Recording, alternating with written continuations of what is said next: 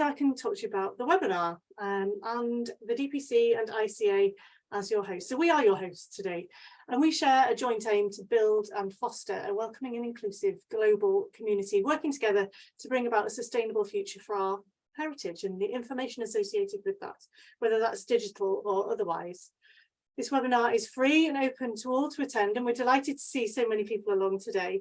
And running webinars like this is just part of how we at the DPC and the ICA support our global communities. And I think I'd be right in telling you that community is the thing our members value most about the DPC, certainly. It's a place to share challenges, ideas and solutions, and we facilitate this through other events and publications and fora. So if you'd like to know a bit more about the DPC and the ICA and how to get involved with these communities, Ellie's got some more links for you that she'll just drop into the chat box now. Which actually leads me to an exciting piece of news. So I mentioned that the DPC and the ICA have a shared aim, and while we're here today as part of the ICA's 75th anniversary celebrations, we also have a bit of an announcement for which I'd like to introduce you to Carlos Serrano Vasquez, the Executive Director for the International Council on Archives, and Maria Paula Garcia Mosquera, the Head of Communication and Partnerships for the ICA as well. So Carlos, over to you for the big news. Very much, Sarah. Hello, everybody. Good morning, good afternoon, or good evening, depending on where you are. I see people from all over the world. A warm welcome to this special webinar on advocacy for digital preservation. First, I would like to thank William and Sarah from DPC and Maria Paula from ICA for making this first joint webinar possible. But why this webinar? Well, we all know that archivists hold a crucial responsibility in safeguarding our collective heritage and the world's memory. So in this fast-paced digital age, I think it is necessary that we engage in conversations on how to capture and retain the attention of decision makers and especially policymakers. And more importantly, we need to promote conversations about how can we advocate for preservation through our daily activities. I think this is a big challenge for many of our institutions, and I think most of you who would agree with that, and also a continuous mission that we cannot neglect. So this webinar serves as a platform for the discussion, but it's at the same time our collective call to action, as it is mentioned in the description of the webinar. Before we proceed, as Sarah mentioned, I would like to acknowledge a significant milestone. This year marks the 75th anniversary of our organization, the International Council on Archives, that was founded in 1948 to promote the preservation and use of archives. So since the beginning, and in line with our organization's core values, we emphasize the importance of collaboration between sister institutions, something that is very important to our president, Jose Kirps, and to our two vice presidents, and one of the priorities for ICA in the following years. So in line with this, as Sarah said, today we are proud to announce the signing of a memorandum of understanding between DPC and ICA to foster a broader and more diverse community. Sarah is now showing our new MOU. As I said, to foster a broader and more diverse community that is deeply committed to the preservation of digital materials. And through this MOU, we aim to promote dialogue and understanding among professionals, and especially among the members of our association. So it's very important that we keep this communication between the members of our two associations. So the MOU will enable us to develop capacity building programs. We can create valuable tools for everybody, and to establish shared communication and marketing strategies. So the impact of our activities are much stronger. So I think that together we can make a profound impact on the future of archives and of records management. So we can ensure that our digital heritage remains preserved and accessible for generations to come. So now I'd like to turn the floor over to William so we can start this fruitful dialogue. And thank you very much to all of you for joining us today. Thank you very much, Carlos. And I think we should start with a round of applause. I mean, it's not traditional to sing happy birthday on a Zoom call, but I think a round of applause for ICA on its 75th anniversary is a good thing for us to do, at least while I move around the screen and set up my slides. So you've all got the slideshow, which will start now. So hopefully you're seeing the main big screen and the heading. And I forgot to mention, I should have had this at the start, there's a hashtag for those of you on Twitter, hashtag DP Advocacy. So please do get involved in the online conversation beyond the limits of our webinar today. Listen, I'd also like to start with a word of thanks to Carlos and to Maria Paula and to Sarah, who have set this up, invited this presentation and made us so welcome. I have enormous respect and affection for ICA, for the International Council and Archives. So it's an honour to be involved in marking your 75th year, especially with this memorandum.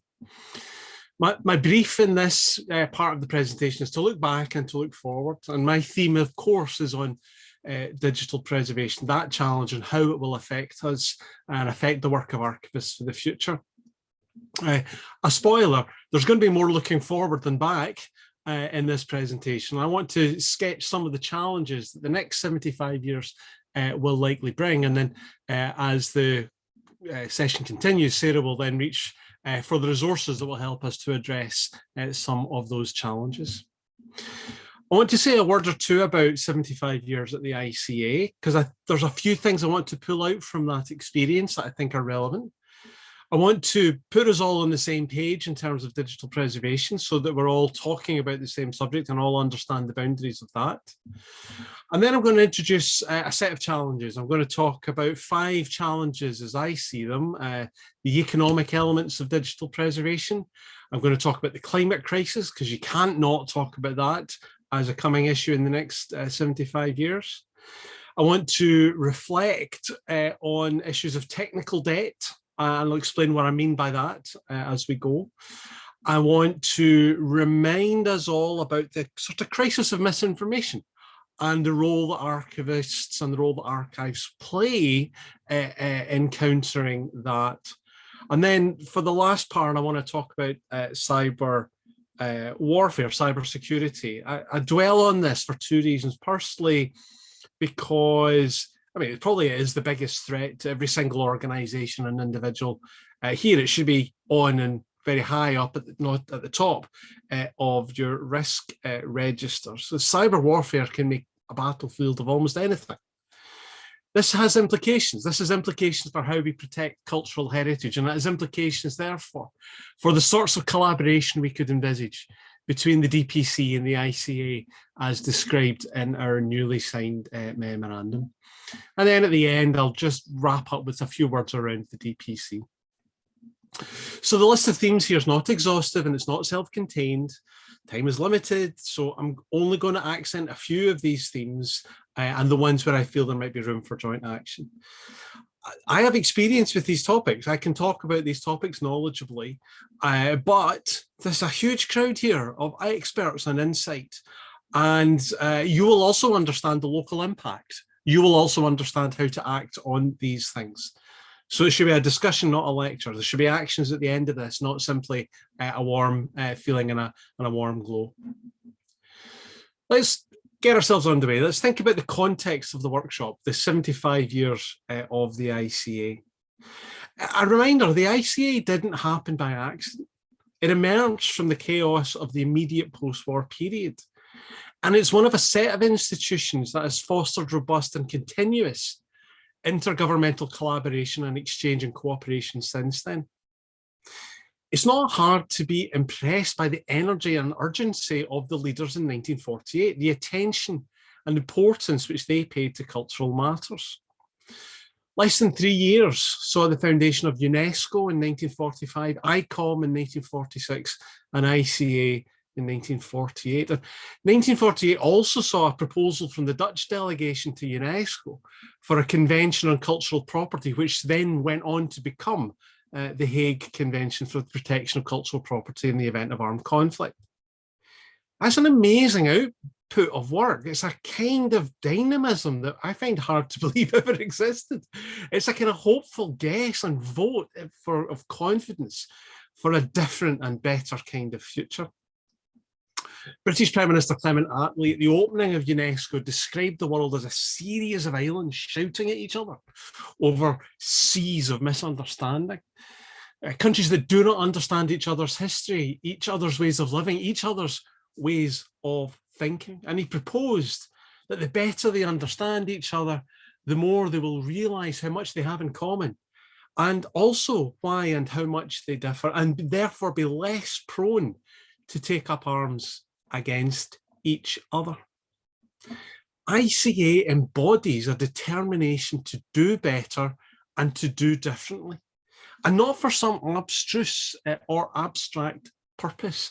ICA doesn't exist for the sake of the files, and that's what I want to emphasise. It's right to celebrate ICA's accomplishments, but the founding ideals of intercultural dialogue, intergovernmental collaboration, those are the ones I want to emphasise. Those are the ones which I find compelling. And I can understand why that would have seemed important in 1948, but it's not something we should take for granted.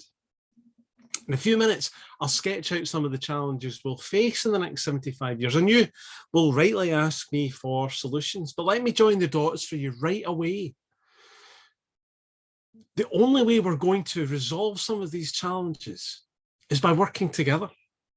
We should extend and renew and deepen that commitment and dynamism which gave rise to ICA in the first place.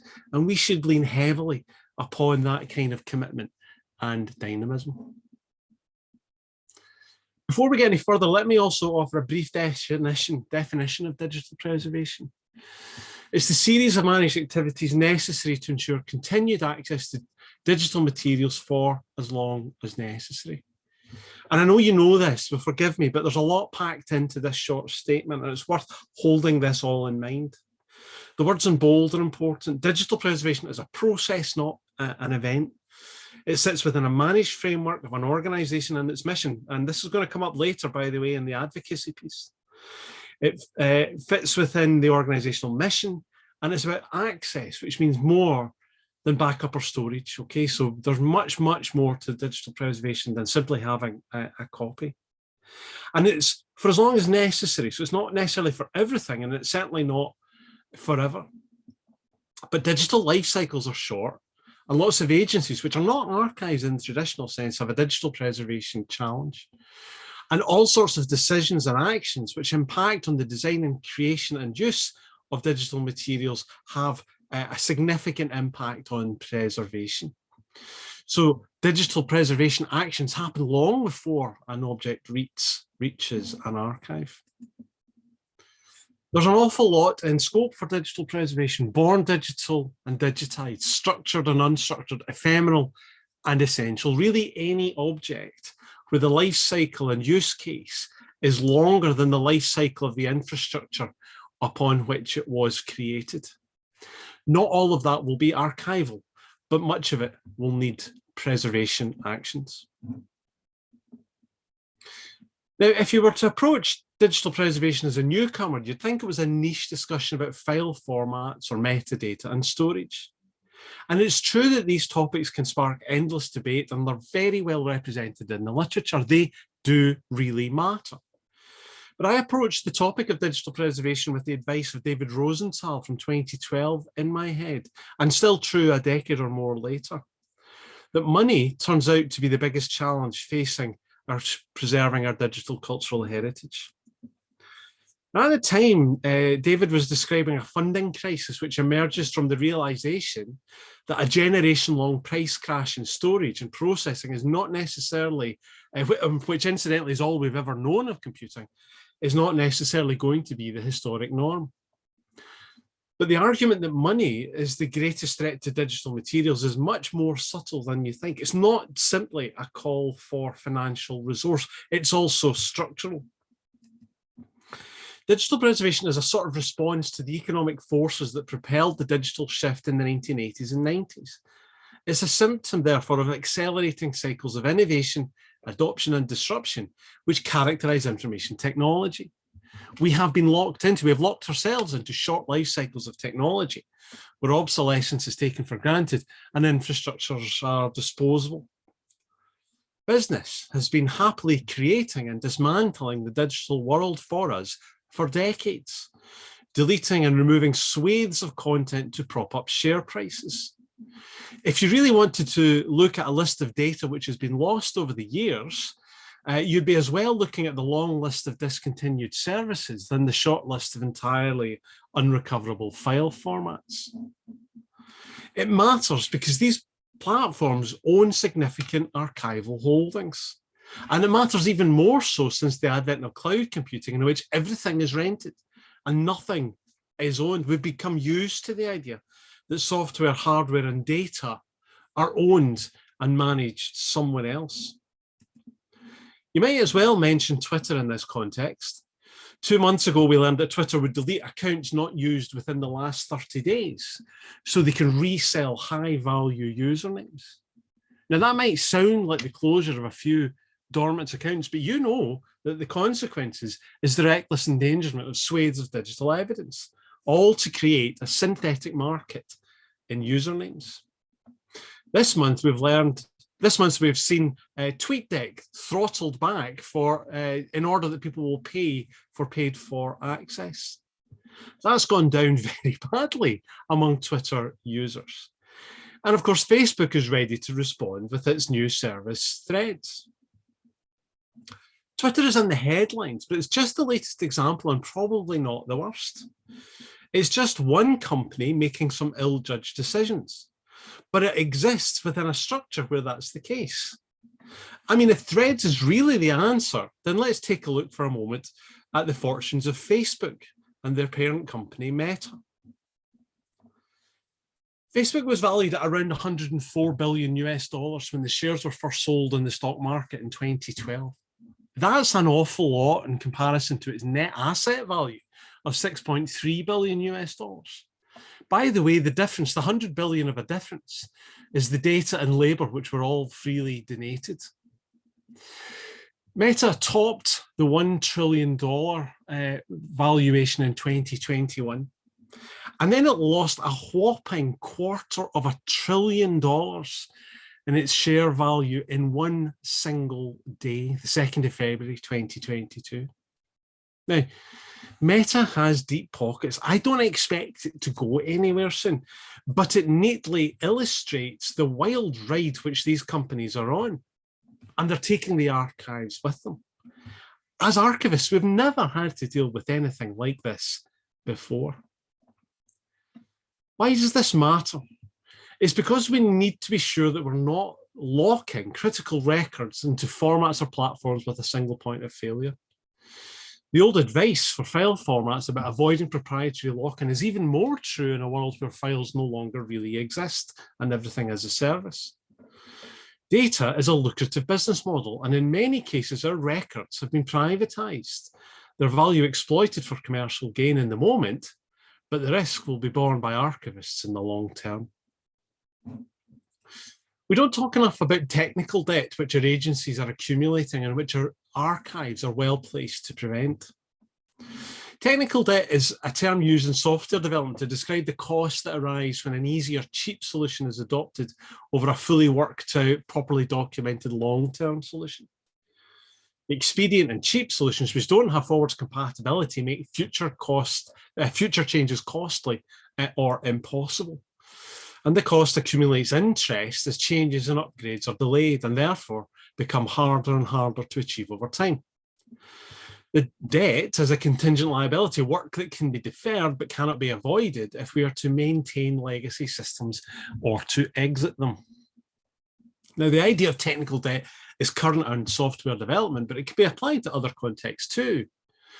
Agencies that don't think about the long term are more likely to make cheap decisions in the moment without reflecting on the cost and effort that will arise from extracting data or business processes from them.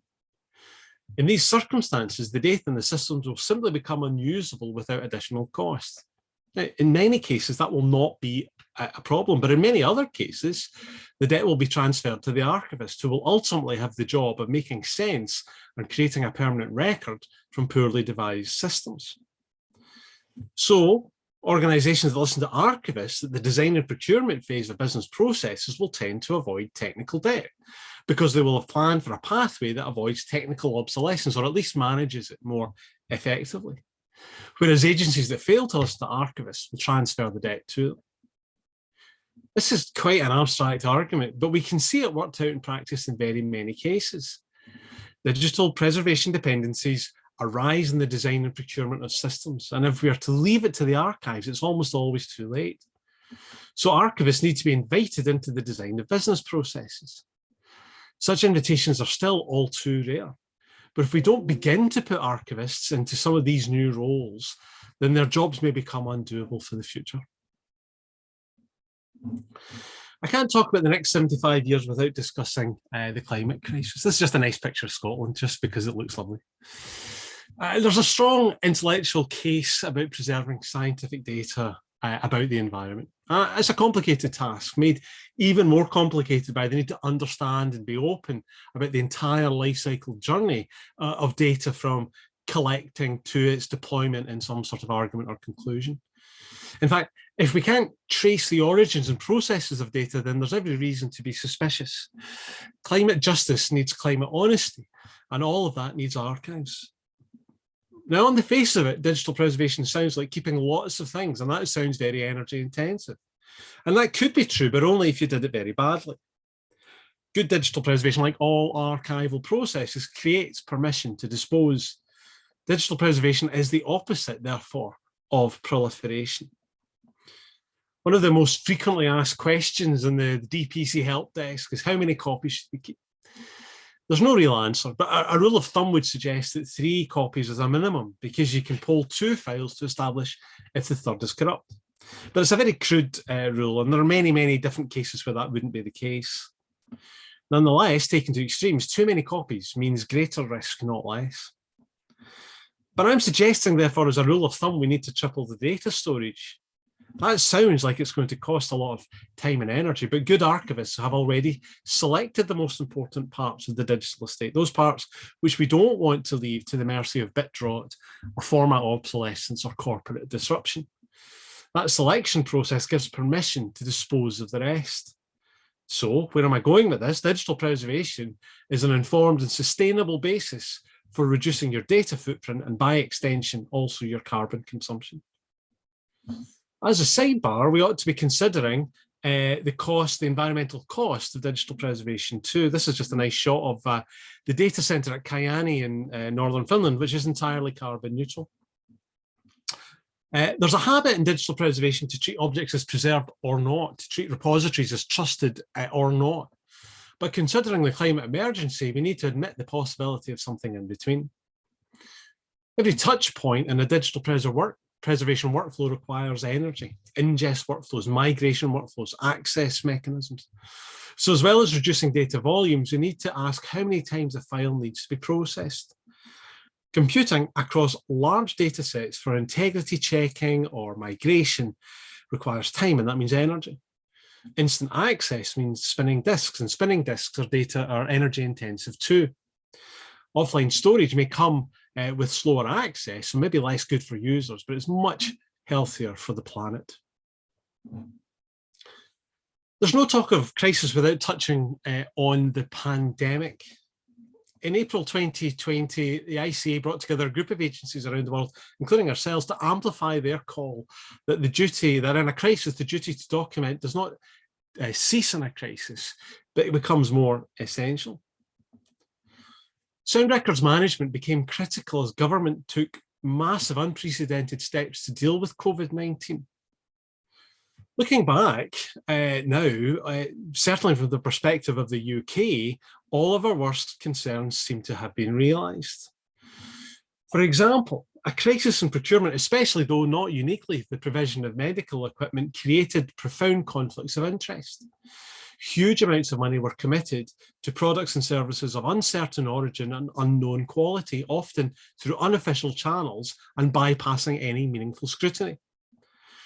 In conditions where those who make the law break the law, and conditions where public officials are suspected of dishonesty or corruption, the lack of evidence is profoundly concerning. So the pandemic has underlined the extent to which the public records infrastructure is failing.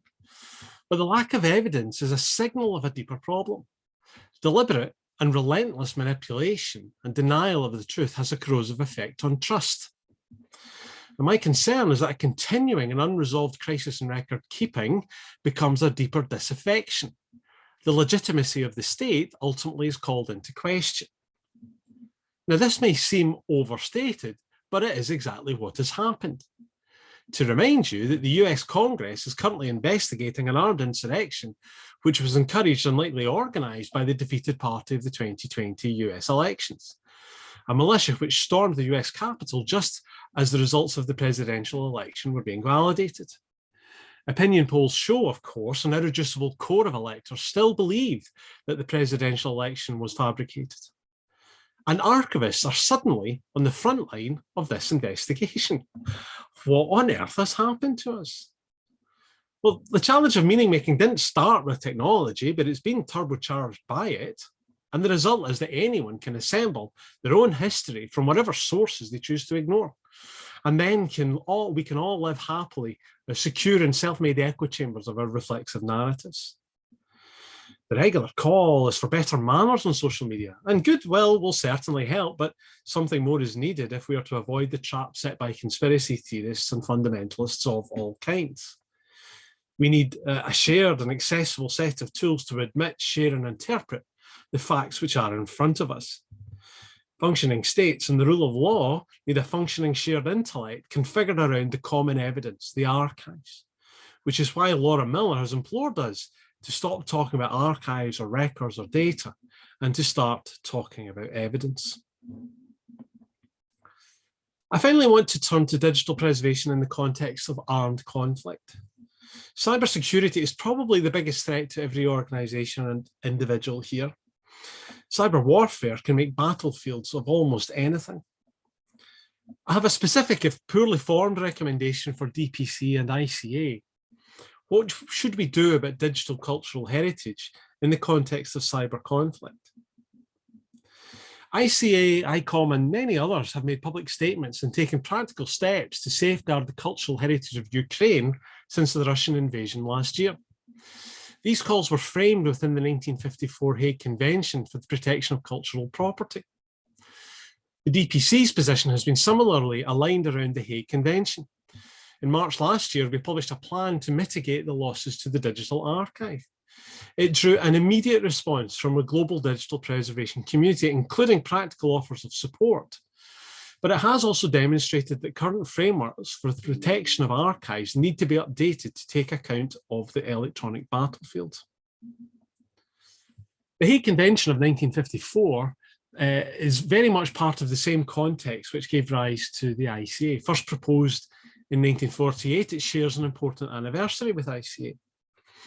The convention defines norms for the identification and protection of cultural property, most obviously expressed in the blue shield.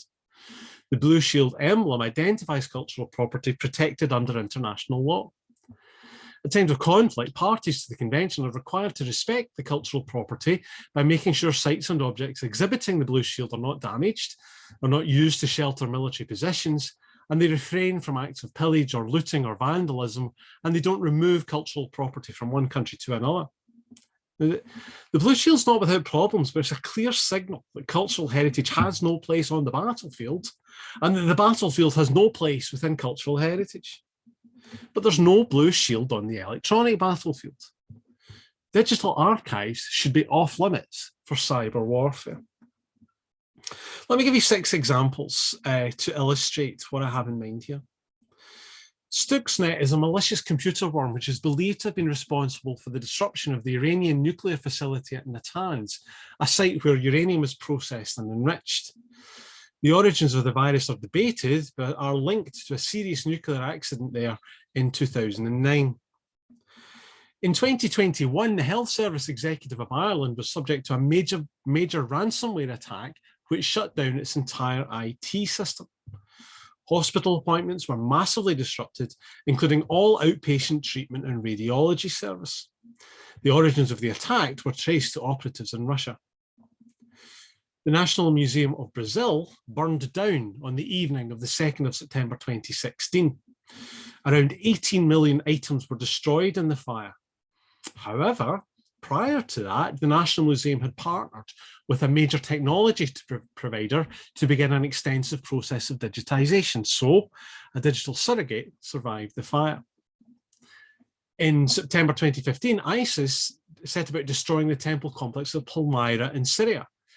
However, a determined effort by UNESCO and colleagues meant that there had been significant efforts to document and digitize the site, and consequently, it's possible to reproduce significant elements of Palmyra.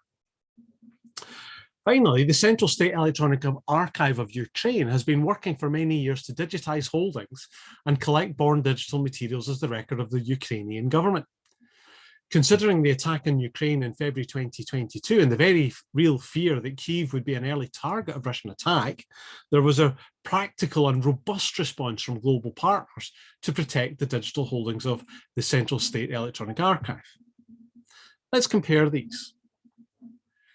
First of all, hang on, I can't move my slide forward. What's going on? There we are. The first of these, the Iranian nuclear site, involves a military-industrial complex. I can imagine that the International Atomic Energy Agency might take a view on the dangers that arise, but it's not likely ever to be covered by the Hague Convention or anything approximating it. In the second case, we can sympathise. I think we can all agree that health services should be off limits for cyber warfare, and we'd be concerned if medical records were lost, but it's a humanitarian case covered by other legislation. In the Brazilian case, the digitized content becomes suddenly important. So while there is no war, protection might be proposed, even if there's no active threat. In the fourth case, the digitized content becomes important because of an act of war, which would by any standards be described as a war crime. We can probably therefore agree that it would now be a war crime to attack those digital surrogates if only there was a way to designate them. In the final case, the case of Ukraine, it was possible to replicate the holdings of the State Electronic Archives to a safe digital refuge. As typically is the case, the technology was less of an issue than the legal and diplomatic hurdles. But the lesson is significant. In the digital age, it is entirely possible to evacuate a state archive to a secure location in a relatively short space of time. And I think we can agree that any attack on that repository would constitute a war crime if only there was some way in which such materials could properly be identified, such as with a digital blue shield. So to repeat, there is no blue shield on the electronic battlefield. This is an extraordinary omission. Our generation takes cyber warfare for granted. Digital cultural heritage is not just close to a war zone, it exists in a war zone, and that has to be unacceptable to us. Digital archives have to be off limits for cyber warfare. I don't have an explicit answer on how to address this, and it's beyond my remit to say how the international community should progress, but I believe answers are within reach. The DPC already provides a robust framework for advocacy, research, good practice, education and consultation. And that's in addition to the work which ICA and others do through agencies like Blue Shield International. And there are many partners in the technology sector who could be persuaded to extend and participate in this discussion. Assuming we can establish a consensus around this, I imagine 5 steps if you include consensus building. I can imagine a concise but considered assessment of the scope and damage of digital materials arising from cybercrime and cyber warfare by state actors and their proxies. This requires something of a research and scoping study. Secondly, we need to set some guiding principles which can be used to establish good practice. Some of the principles are already established within the Hague Convention, and others can be met from the other side, from digital preservation good practice. Other areas need more attention, and Don't doubt these are complex issues, but they can be aired and resolved. It just requires a task group to make clear recommendations. All of this needs a consistent and influential champion able to convene the relevant authorities at the right time and with determination. Shouldn't underestimate the amount of advocacy this may require. And finally, digital cultural heritage appears too often as an unfunded mandate. Any work in this area should not deflect funding for expertise from existing priorities. So perhaps the least welcome suggestion here is that we need to find new money. New money is perhaps the least attractive aspect of this, but we should not underestimate the extent to which this aligns with concerns at the highest level in many governments and corporations. Candidly, a cybersecurity project like this is likely to get the attention of many state actors and agencies. The idea that certain parts of the digital estate could be made permanently off limits to cyber warfare is a strong political statement with important consequences. To conclude, it's been the settled view of ICA and others for more than 2 decades that digital archives should be protected, and yet there is no blue shield on the electronic battlefield. The lack of protection for digital heritage is more than a small oversight, it's an extraordinary omission. Our generation takes cyber warfare for granted. Digital cultural heritage is not simply close to a war zone, it exists in a war zone. And our archives should be off limits for cyber warfare, and we should do something about that. So let me lead towards some simple conclusions. I'm grateful for the opportunity to speak today, and I offer a hand of friendship to take forward these ideas and others that may well arise. I haven't explicitly mentioned the DPC yet. We're an international membership organisation and charity building a global community to address the digital preservation challenge. Some of your members already, others I hope will consider joining in due course. And we're growing quickly, but not as quickly as the challenge, digital preservation challenge is. We have a mandate from our members to do 5 things: community building, advocacy, workforce development, good practice, and good governance. So at the end of this, I want to encourage you to think of DPC as a friend and a partner to your work and to your discussions. Let me end where I started by congratulating ICA on 75 years of its existence. And Carlos and Maria Paula, if you were in any doubt, there's plenty more work for the 75 years ahead of us. Thank you very much. Thanks, William. I'm going to try now to, because there was some, well, yes, sorry. First of all, big round of applause led by Carlos there. Thank you very much. You pulled out some big themes there and kind of addressed them from fairly high level, I think. So I'm going to try and attempt to take us from like the helicopter view down to the organizational level to see what we can do about these things. So first of all, I'm going to share my screen before I start talking too much and rearrange my screen so I can see everything again. So there we go. I hope you can see that. So I think some of the themes that William talked about, they do affect us. They seem big, but they do affect us all. But I think equally we are able to affect them in the positions that we hold in our various organisations. So I'm going to come on to how they affect us, but first how we can affect them, because it kind of leads in quite nicely from what William was talking about, his proposal in 5 parts. So first of all, many of you will be individuals who've, I expect, having inherited or acquired the task of digital preservation. Very few people we know choose it deliberately, although there are 1 or 2 strange beings amongst us. And I'm sure that a lot of you will be the only people working on digital preservation within your organisations. And of those of you who are, I'm sure you will have discovered that digital preservation is one of those things that you just can't effectively do on your own. You can do bits of it on your own, but you can't effectively do it on your own. It relies on coordinating a range of skills and services from within or from outside our organisations too. And this means we need as many people as possible to be aware of what it is, why it matters, what it entails, and what you need to do it, which can make advocating for digital preservation one of the most crucial tasks in the digital preservation process. William said it's you said it's a process, it's not an event. So this, yeah, it's entirely that. And even for organizations where digital preservation is well established, there will always be new challenges, staff changes. The support required to enable effective digital preservation is likely to constantly change, which also makes advocating for digital preservation not just a crucial task, but a process. As a community now, I think we are experienced in how to approach digital preservation, technically speaking. It's become less of a technical problem and perhaps more of a human one.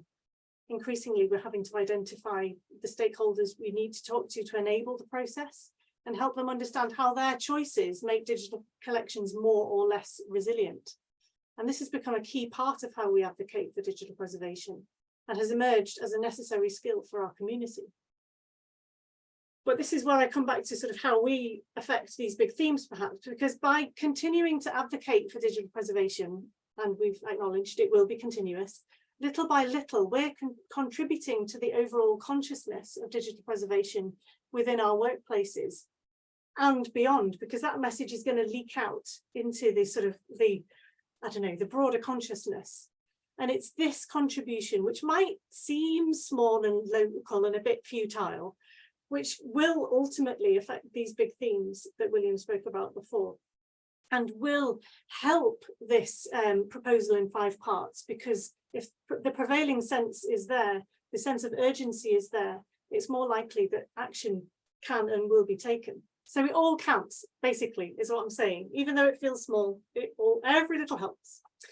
But where to start, perhaps? So to understand what we're trying to do, I'm going to first show you this typical advocacy process. So I said we're bringing it right down. We're bringing it right down now to the steps, to the nuts and bolts. And this graphic shows the cyclical nature of the process that we're talking about and the various steps that you can take to get to where you want to go. So you might have often heard advocacy and awareness raising used interchangeably, but actually we see that awareness raising is just one of the steps on the way to achieving advocacy, because advocacy, by definition, is the goal we seek. But also it means what we're looking for is a person who understands digital preservation. That's an advocate, or that they see the benefits and then prepared to champion the cause on our behalf, or an organizational state where digital preservation is fully embedded, which sounds like the ultimate dream, right? So, but this is what this is advocacy. This is what we're aiming for. So we're going to look at the who, where, when, what for each stage of this process. But first, it might be worth considering how we communicate. And this is another little graphic, which will be well known in marketing and communication circles. And it shows what happens every time we speak, every time we share a message with somebody else. So this is you're the sender. This is the message that you'd like to convey about digital preservation, the thing that you'd like to happen.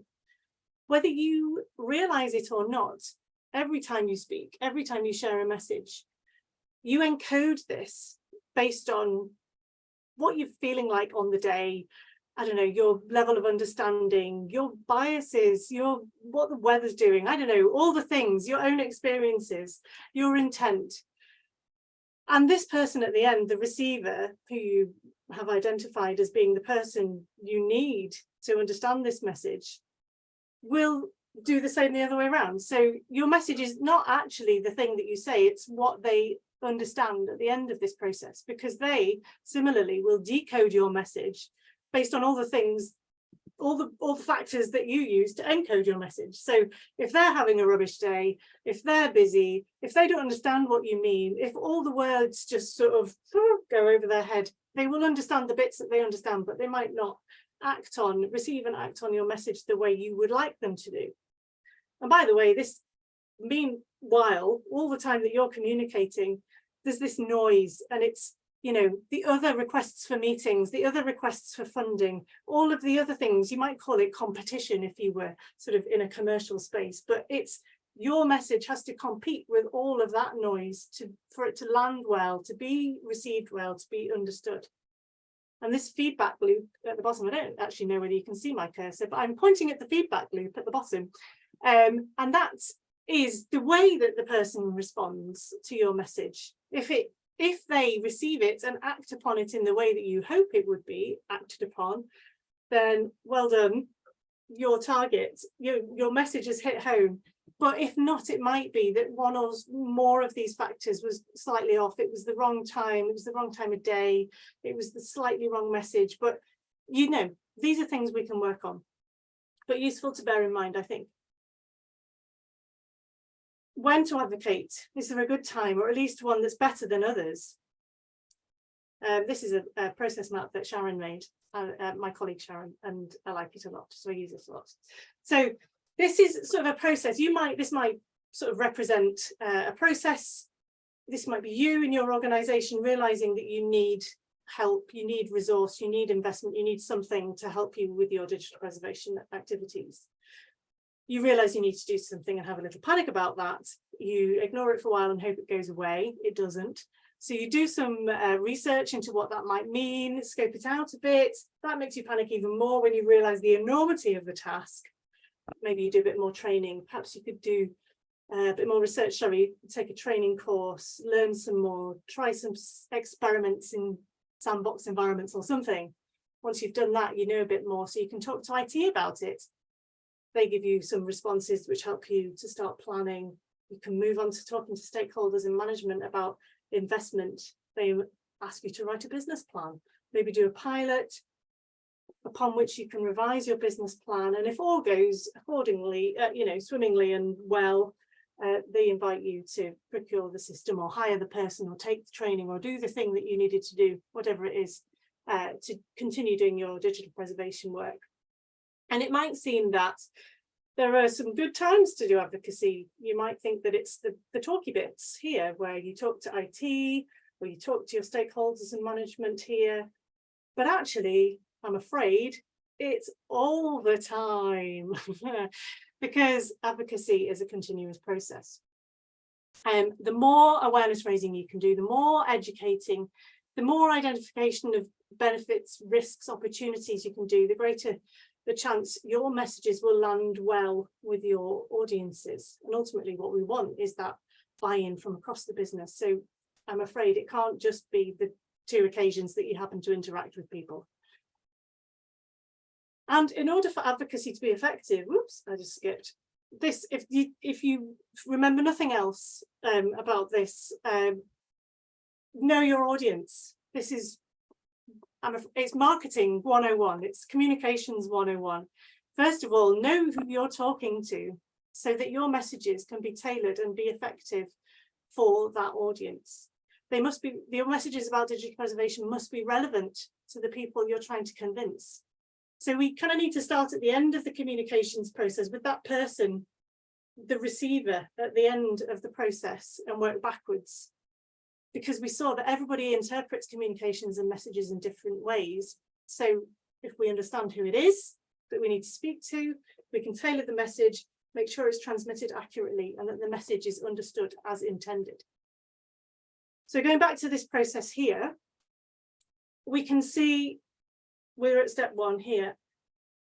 As you start, your audience is likely to be pretty broad. I mean, we said awareness raising is different to advocacy because, yeah, you want as many people to know about digital preservation as possible. You need, and through this process, you can identify the key people that are going to be likely to be able to help you progress digital preservation in your organization.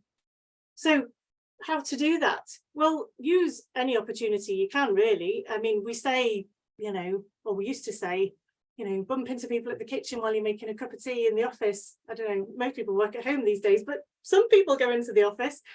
There's always that like pre or post Zoom bit where you're chatting and you're waiting and you're talking about the weather. Well, you could talk about digital preservation instead. Or there's a bit of a thing happening on the 2nd of November, first Thursday of every November every year, called World Digital Preservation Day. And that might offer you an opportunity to, I don't know, put up a little stand in the staff room or the coffee room or the lobby of the place that you work, print out some posters, talk about digital preservation, just start the conversation. It can be informal, basically, at this stage. And it's because what you're trying to do is just to identify who you need to talk to next. And once you have identified who you need to talk to next, your audience becomes more targeted. You've identified key personnel who can support your endeavours.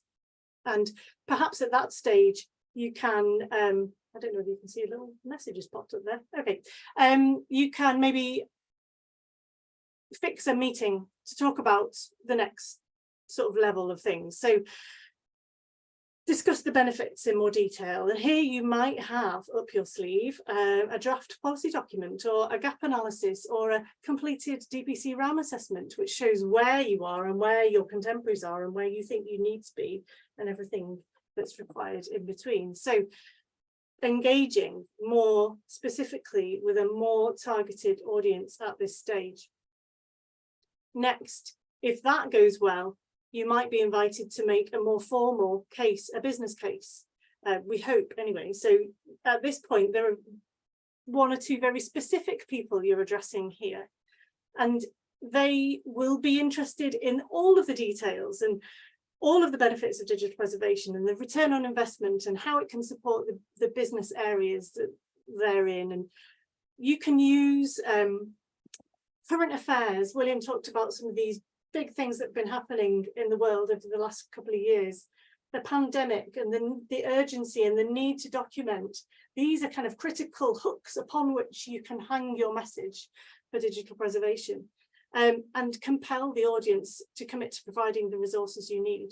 But at this stage, you're restricted to the format of your message here, because I expect you will be invited to write in a particular way or give a presentation or make a pitch. So that's quite a specific thing. And then finally, advocacy. If you've reached this stage, you might have had a business case accepted or approval granted to go ahead with digital preservation, which means that you've got people on your side. You've convinced people, you've persuaded people. So you could consider those to be your advocates now, your allies. But in order to maintain them as allies, you've got to prove that their decision was the right one, that they've made a good decision in investing in digital preservation. So give them the evidence to support that, basically. Collect feedback, share it with your new champions, your new allies.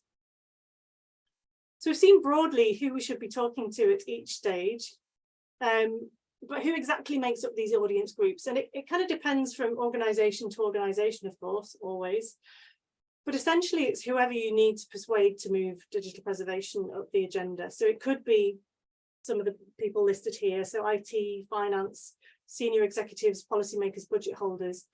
And each of them will have their own interests and concerns. For example, colleagues within your own department should have aligned interests, so should be relatively easy to persuade, I would hope. IT department might be more interested in resources, technology, security, often on a project by project basis. Finance department are always going to be interested in the cost and the return on investment. You get the idea. But as well as executives, one of the groups we hear most about amongst the DPC members is the stakeholder groups is IT. And what we hear is that it can often be quite a challenge talking to IT about digital preservation. And often this is down to a difference of understanding based on terminology and ways of working. IT colleagues often work in a very project-centric way. But we heard, and we've heard repeatedly through William's messages and the introduction to mine, that digital preservation is a process. It's not an event. We need information for as long as we need it, for as long as it's necessary. It is more than a backup. It's more than storage. So we need to persuade our IT colleagues to think in this way rather than in a project by project way. To further complicate matters, IT personnel perform activities already that sound maybe a bit like digital preservation, archiving, backups, storage of multiple copies. So there might be a perception that this is already happening, and this might lead to a little bit of friction too. So just be aware. Jumping too every time I press it, so sorry about that. This again, you could follow the same process. You can start by talking informally. You can identify the key people that you need to talk to. You can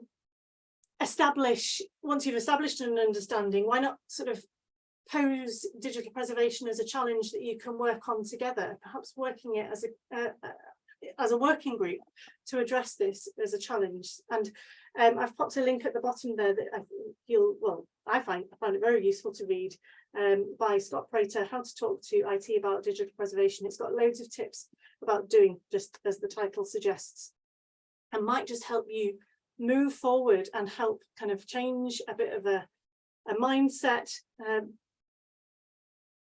Anyway, that's talking to IT.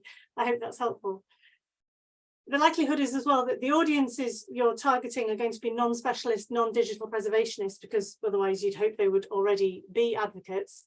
And you might find that providing an entry-level introduction to some basic preservation topics might be useful. Perhaps part of your awareness raising process, maybe if you do a little World Digital Preservation Day stand or seminar or something, these are things that you can share with colleagues. We've got a suite of topical notes available, and I think Ellie's busy popping links in the chat box. So if you can do that one as well, Ellie, that would be great. This covers a range of digital preservation themes that you might find you want to tell people about, but you're having difficulty kind of communicating about it. So I said, if you don't remember anything else, remember to identify your audience, know who you're talking to. Next thing to remember is to identify their concerns. And we do this because we've seen everybody's own interests or concerns or priorities affect the way that we interpret messages. You can identify what some of those concerns are. I mean, I know it sounds like a really difficult thing to do, but having this information will help you present your message in a way that appeals to them personally and makes it much more likely that the message will be understood. So do think personally, think about them as people. What are your colleagues worrying about? What are they interested in as a person, or perhaps even in their particular role within the organization? And you should be able to find out some little nuggets of information through informal conversations. So, I mean, in their roles, are they short of staff? Are they short of resources or budget themselves? Are they struggling to access the information they need to do their jobs well? Do they have any personal interests which could relate to digital preservation or even the collections you maintain? Our colleague Sharon often tells us a story about a chap she used to work with who had a huge interest in trains, and they happened to have a collection all about trains which managed to grab his interest, and they were able to use that as the hook to persuade him to help invest and save this particular collection. I mean, this level of interest is a bit harder to uncover, but by talking to as many people as you can, as you raise awareness, is a good way of finding that out. And actually, this stuff is complete gold dust, because we all connect more effectively as human beings on a personal level. And we all respond much better to stories that mean something to us, rather than a bunch of facts and figures that go way over our heads. So try, if you can, to find that common personal connection with your target audience and use that to tell a story about digital preservation. A couple of ways to tell the story. So there are a couple of models. Head, heart and hand is one of them. Heart, this is the hook. So this is the train collection, perhaps, that might interest the person that you're talking to about digital preservation. And then the head is where you come in with the logic side of things. So you've got them interested. You come in with the logic. You explain the gaps in the current digital preservation capabilities, the risks of loss if there's no investment in a system or a person or a process or what have you to keep them safe. But also use this opportunity to highlight potential benefits, because it might be that you could attract new users by making this collection available, or it might represent an opportunity for new funding. But follow this up always by being clear on what you want them to do. Give them something to take away. Give them a call to action. Can they support you in a business case? Can they help you with planning? Can they provide technical advice? But be careful not to ask for the moon on a stick. I don't know whether that translates across all languages, but don't ask for everything all at once. Make your goals and your requests and your calls for action realistic, because they're much more likely to be accepted. And once you've got one, you can move on to the next and next and the next. And that's how you get to where you're going to go, rather than asking for everything all at once. Another way of doing it is by this method called the golden circle, and it's by a chap called Simon Sinek, I think is how you say it, and sort of he arranges this golden circle sort of in concentric circles, what, how and why. So starting on the outside of the circle, most people, you can expect your audience to know what the organisation does. Then how, the next circle in, many will understand and know how it is done. But coming into the middle circle, the why, most people don't always think about why they're doing it. And that's loads more inspiring. That's the part that connects with this kind of storytelling part of the brain. In fact, his theory is that successfully communicating the passion behind the why is a way to communicate with the listener's limbic brain. So this is the part of our anatomy that processes feelings such as trust and loyalty and decision making, which is a good thing to remember. So identify organizational concerns. So we've thought about the personal approach and the storytelling approach. You can also relate digital preservation to organizational commitments and missions and drivers and motivators. This is often maybe a bit even more straightforward because you can identify why your organization is doing what it's doing. Think in a ring of the golden circle, because if you don't know it off the top of your head anyway, you can often find these sorts of things in your organization's strategic plan or other guiding document. And this might be the point where we can come back to some of the big themes that William talked about. So the climate crisis on a large scale. Yeah, I mean, it's huge, but doesn't every organization have environmental concerns these days? He also spoke about the crisis of truth, particularly throughout the pandemic as well, but doesn't that relate to proving an organization's authenticity and credibility and good standing? We also talked about the war, and I hope most of us are lucky enough not to be directly affected by this, but cyber warfare. Shouldn't the security of our information and the information for which we are custodians always be a concern as well? And economics, I'm sure there isn't an organization out there that doesn't think about economics and how this affects available funds, how this restricts or enables activities, how to reduce costs, how to increase revenue. These are motivators or priorities which will all influence how an individual makes a decision on behalf of an organization. And if the decision relates to digital preservation, but digital preservation doesn't appear to fit in with these, it can be conversation over before it's begun. But we know that digital preservation can support all of these concerns. So these are important factors to consider when crafting targeted messages to your audience. I'm quickly just going to direct you to the Executive Guide on Digital Preservation, because this provides you with some ready-made generic and specific messages and motivators, which have been designed specifically to communicate with senior executives. And hopefully Ellie can just drop the link to that in the chat box as well, because I'm going to move on to some examples here. So we've got motivators and we've got benefits. So for example, if your organization is interested in demonstrating, proving the authenticity of its records, you could say that a benefit of effective digital preservation is that it can demonstrate a commitment to transparency and accountability by sustaining an accurate digital record. And these have got full of buzzwords that will kind of grab and attract attention here. If your organization is worried about security, you could say that digital preservation enables tracking of unauthorized changes, copies and access, leading to greater trust and assurance. If it's more interested in costs, you could say that it provides cost efficiencies through planned disposal and deletion, which results in reduced storage requirements, which incidentally relates to the environmental sustainability piece as well. These statements are taken directly from the Executive Guide, and there are more than 170 others in there as well, so you can choose the ones that best align with the motivators of your organization and then tweak them to suit. But you can easily create these impactful, punchy messages that you can use in your own advocacy activities. And once you've identified your organization's motivators, these become powerful messages about digital preservation meeting key concerns, because then what you're doing is not talking about digital preservation itself anymore, We're talking about the benefits associated with digital preservation. We're talking in the language of your audience. We're talking about authenticity and security and environmental sustainability, about cost and risk and how to address that through digital preservation. And we're giving your audience a reason why digital preservation is an essential thing to be doing in your organization. I'm running out of time, but this is essentially how you might structure your message with a clear goal, with the emotional hook, with the organizational connection, and never forget your call to action, making that realistic and easy for somebody to achieve. We're going to share all the slides as well, by the way, so you don't have to write everything down.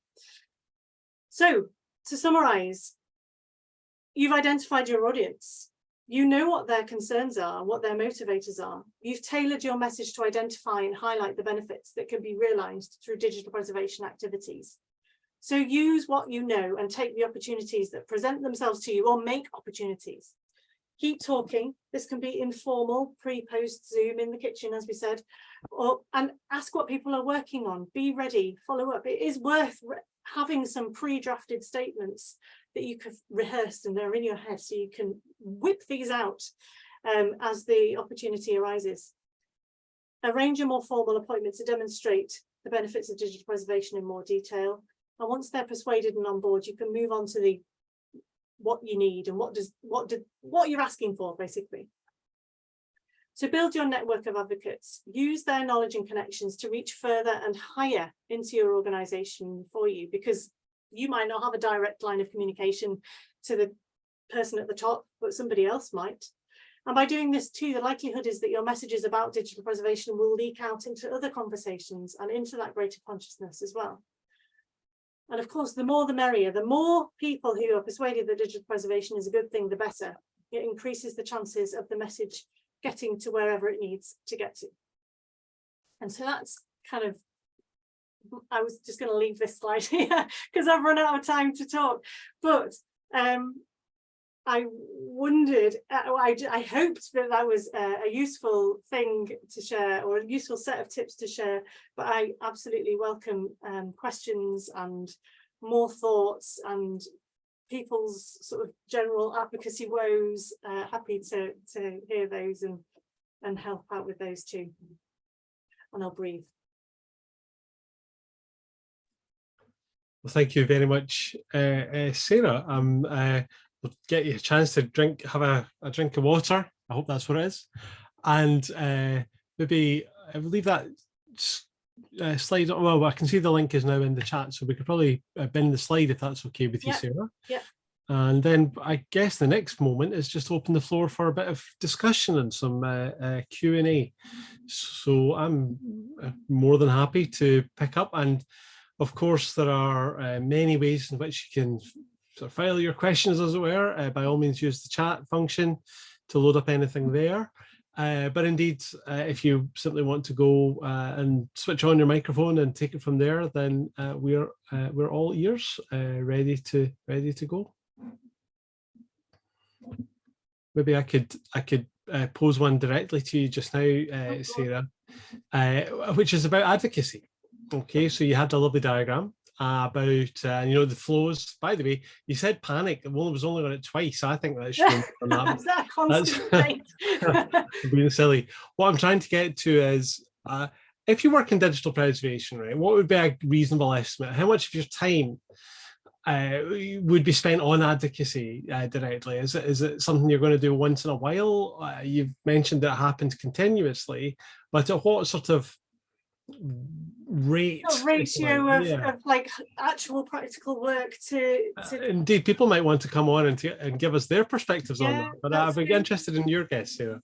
Well, I mean, I as always, it depends, doesn't it, on like how receptive your audience is to what it is you're saying. If the message lands quite easily, I don't think that's ever the case, but maybe you need to spend less than you might if you're the only one within a team and everybody else is sort of appearing rather sort of not blind to what you're saying, but you know what I mean. It takes a bit more effort.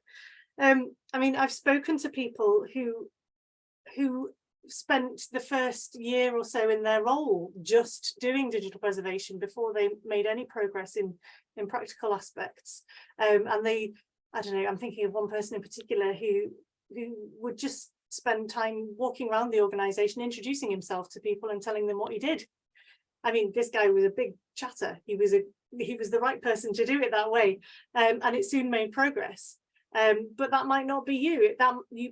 It depends on you as well. You might not be comfortable doing that sort of thing, so you've kind of got to make it work for you and for the organization.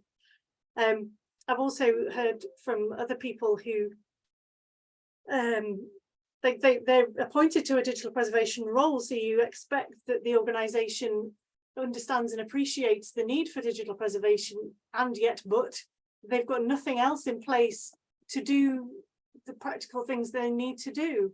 So they might be appointed to a digital preservation role, but they spend just their time talking and making the case and identifying what it is that they need before they can make any progress. So yeah, Helen says, I guess it depends on workload and stage of digital preservation too. Exactly. If you don't have a lot of digital content and advocating for it, your message has moved, for it to be transferred, then most of your time could be advocacy. As you get more content requiring more practical work, the time available for advocacy may be more limited. So it will shift and change, I guess. But if I think the ideal scenario would be to sort of share the load, and by sort of letting more people know about digital preservation within your organization, whether it sort of is a direct responsibility of theirs or not, because I think what we've come across is that it touches so many roles within an organization. Like one person can't do it all, but there might be a little bit that not every person in the organization, but a lot of other people in the organization can do. So if you spend time sort of establishing what those touch points are and who it does touch, to sort of share the advocacy joy with them, should sort of mean that you don't ever need to stop, but you can maybe divide it up between you and identify who can do what, where and when. So there's a good question in the chat. Yeah, I've just seen who's that. the better advocate for digital preservation? Is it the records and archives people, or the data people? I want to stay out loud. Everyone's a person. Which side of the divide you sit on, they're all equally valid. But I think that's probably going to depend very much on the organization. Again, it's a little bit of that depends answer. I think as a general rule, the archives and records management community understands the value of the data and takes a long-term view. And I think that long-term view is sort of secret sauce for a lot of digital preservation. Having said that, on the IT side, if the IT side want to take up championship, they often have the ear of governance and significantly funding in a way that the archives or the records management community sometimes lack. So I think it'll depend on the institution. But Sarah, do you have any thoughts on that one? Yeah, again, I think it's like you can maybe arrive at a bit of a dream team where you've got maybe the ownership, or maybe it's driven by the data people. Yep. But you've got the understanding and the buy-in of the records people who understand that long-termism of it. Yep. And if you can get IT in there as well, perhaps with their kind of direct line to senior management and budgets, and you can persuade, I mean, we've got members, haven't we, of course, that where the people we speak to, the representatives of the organisation are the IT team. Yep. And that's, I mean, it's not always the case, but where it is, I always feel like that's the home run, because that's part of the problem that many organisations come across is not a problem. And there's always a role for outsiders to make the case. Actually, we don't really talk about that enough. It's something which DPC is available to do from time to time. But what I mean by an outsider is sometimes making the case by comparison. Making the case by measuring yourself up against a comparator, organisation and setting a direction around sort of catching up with them, or at least making sure you're ahead of them if that's what you want to achieve, which of course leads into actually some very practical digital preservation tools like the rapid assessment model, like Core Trust Seal, like some of the other tools which are very popular and familiar. And I'm drifting into that territory because actually it leads to a bit of an answer for Ahmed from the National Archives of the Maldives, looking to establish digital preservation capabilities. It's a continuing process, really, isn't it? Digital preservation is ultimately a commitment, and far too often managers think we can simply buy it, right? Digital preservation, ladies and gentlemen, is not an app. You can't buy digital preservation. You can buy tools and services and products which will help you achieve it, but ultimately the organization takes a commitment. And so persuading people of long-term commitments is incredibly hard. However, it could be that they already have made that commitment. They just haven't spotted it yet. And in the context of a national archive, that might be exactly where you are, Ahmed. But Sarah, have you any other thoughts? I mean, you asked specifically points to make. Yeah. In answer to Ahmed's question, you ask about the points I can make in use of in making the business case. So there is a whole toolkit on the DPC website for the business case toolkit, in fact. And if I ask Ellie nicely, she might pop the link in there for you. And that's got all the steps to take, as well as templates as well, that you can use for doing that. So if you start there and come back to us if you have any more questions, that'd be great. Joachim asks, is it advisable, permissible, good practice to also use shock stories? Like, yeah, well, what's your experience? So our preference is to focus on the positive, but it might be that your organization responds best to the shock and awe and the risk.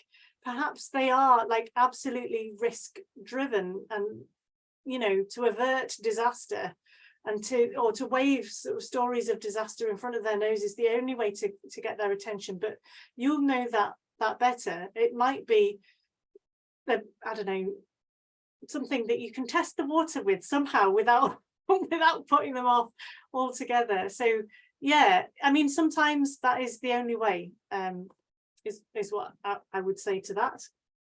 And Courtney asks, or says rather, in the US context where we are chronically understaffed and where cultural heritage is highly commodified in the academic space, which works on against collective action, it's honestly too much to ask our staff at lower levels to constantly advocate.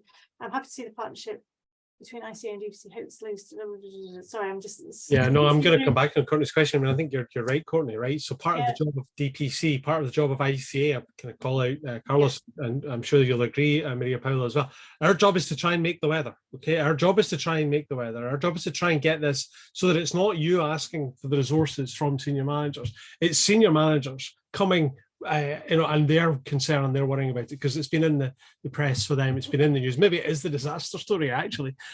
Maybe it's some other piece. So actually having a place where we can raise this and provide a kind of leadership into your institutions is really, really important. And it's not easy, right? But it's a continuing challenge, and it's one that we have more progress with, we have more resource for, and by working together, obviously, with ICA, we're in hopefully in a stronger position to try and make that weather. I share your pain entirely, Courtney. I wonder whether that's a good point just to wrap up.